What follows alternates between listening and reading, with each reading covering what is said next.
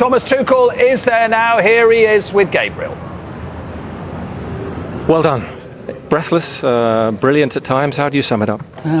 Good second half, good reaction. I think first half was a bit complicated for us. I felt it's a bit nervy, and the decisions we took, they were basically we choose to go safe and play too many balls backwards. We struggled to find the rhythm, didn't have the confidence to go through the gaps and find a rhythm with some short passes and then the switch off play. And just saw a statistic of 33% ground duels won in the first half and 73 in the second half. So even off the ball, I felt us not brave enough, not committed enough together. And I love the reaction of the players into the second half. And the second half was excellent. And we deserved to win. But it was emotional, a lot of emotions involved, and it took us a while to get going, but we did get going, and that's the positive. Harry Kane and Jude Bellingham have both paid due credit to what you said at half-time. Harry Kane called it a speech. It made a big difference. I just reinforced, I just said, like, even if we, I said, even if we lose, it will not change my perception of the last 17 days, but let's do it our way. We're too focused on the result. We're too focused on protecting what we anyway don't have at the moment. And the second goal was just an example. We were seven. I think we were a back seven, and we didn't defend the goal. So why to be a back seven if we anyway? So if something happens, if the result doesn't go our way, we want to play this match the way we want to and the way we were together for 17 days. And I just tried to encourage them to go for it. You certainly did. You went for Jude Bellingham to start. He's rewarded that, hasn't he, with a wonderful goal and performance. A tournament player. Not a very good player. He deserves to start, and that's what he needs to do. He needs to then fight for his place, to keep his place. That's what he did. It was good. And how do you view this then, Thomas, as a start? Declan Rice has said he's okay. We hope others are okay. How do you view this then as a start? Let's see. I hope they are okay, because normally I would never take Declan out, but I didn't want to take any risk, and I think the reaction, like I said, was excellent. The effort was enormous because we lost. We were not very clean when we won balls with the first and the second touch after a ball win. We were we were not clean enough. We lost a lot of these moments, and then you work a lot to. A ball loss after a ball win is maybe the most tiring thing you can have. We have a lot of them, so we are exhausted. But don't get me wrong, I love exhausted players in the dressing room, and I think we needed this. This is a strong opponent. It's pressure. It's the first game in the tournament. We got our win, so today there's only positives, and tomorrow, day after tomorrow, we fix all the other stuff. Thank you. Well done. Well, Joel is our stat man par excellence. He's just said it's England's first 4-2 win in the World Cup since... Probably 66. I had a feeling we'd mention that at some stage.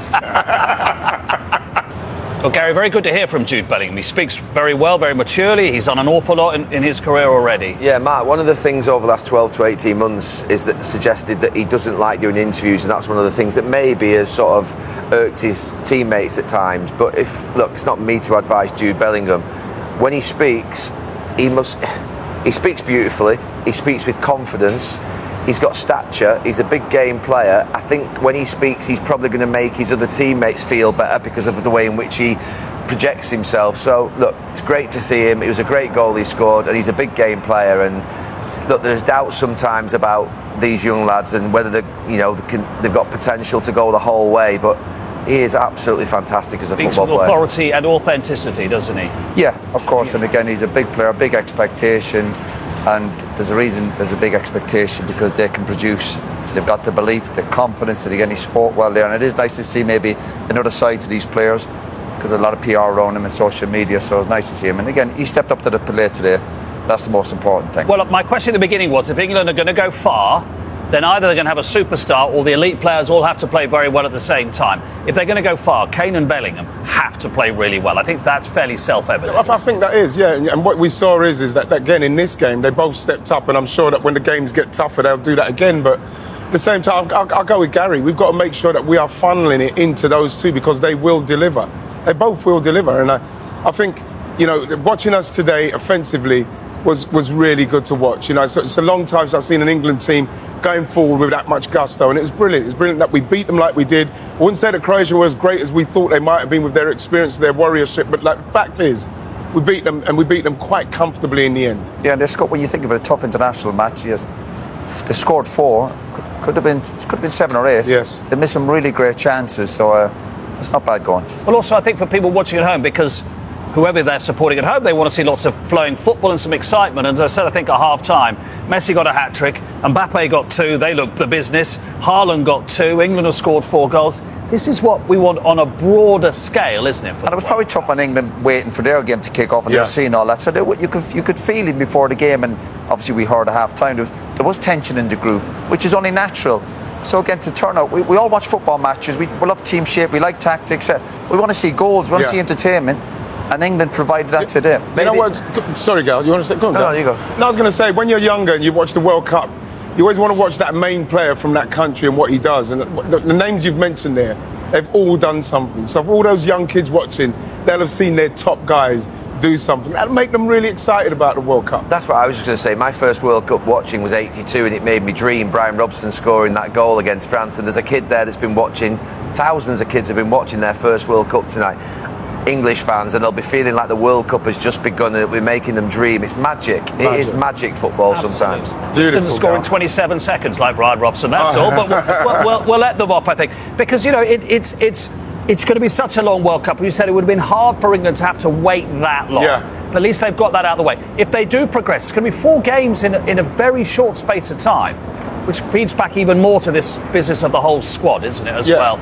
And if you're Morgan Rogers tonight, you're thinking, well, Jude Bellingham probably is going to start, but I just have to be ready to play my part, because it will happen. Exactly. And what we've seen is that they will get an opportunity. You see, like someone like Bukayo Saka, Noni Madueke got his chance today, came up with something for us. You know, Bukayo Saka came on and set up a goal.